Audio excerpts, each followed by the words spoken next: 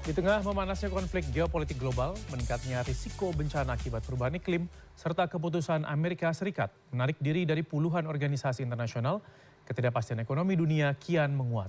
Dan Indonesia masih memiliki peluang untuk melangkah maju dengan catatan melakukan transformasi ekonomi struktural dan tidak hanya bertumpu pada konsumsi.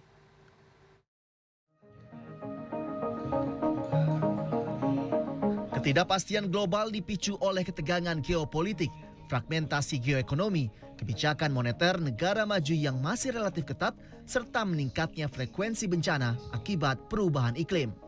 Akhir pekan lalu dalam diskusi ekonomi di kawasan Kebayoran Baru, Jakarta Selatan, Grand Institute mencatat indeks ketidakpastian kebijakan ekonomi global sempat menyentuh level tertinggi dalam 2 dekade terakhir. Direktur Eksekutif Grand Institute Sudarto mengatakan, kondisi ini menandakan tingginya resiko bagi dunia usaha, investasi, serta pengambilan keputusan ekonomi di berbagai negara. Meski demikian, Indonesia dinilai masih mampu menjaga stabilitas makroekonomi. Pertumbuhan ekonomi tetap berada di kisaran 5% dengan inflasi yang terkendali. Belum lagi dengan ketegangan yang masih terjadi yang belum selesai, Rusia dengan Ukraina, kemudian Cina juga dengan Taiwan, di Laut Selatan Cina dengan Filipina, ya, kemudian Timur Tengah juga Iran sedang bergolak sekarang, ya. Jadi geopolitik itu akan berpengaruh, ya, terutama karena nilai dolar dan minyak gitu.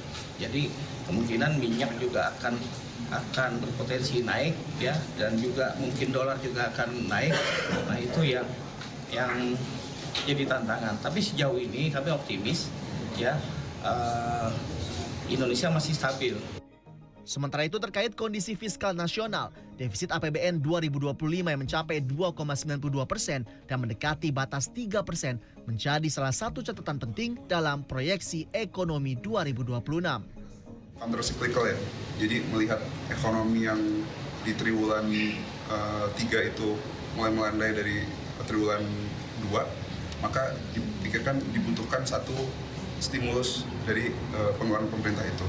Nah, dengan front loading, kan ini ada agak beda arah nih, di 2026 ada kecenderungan untuk front loading dari Pak Menkeu sendiri.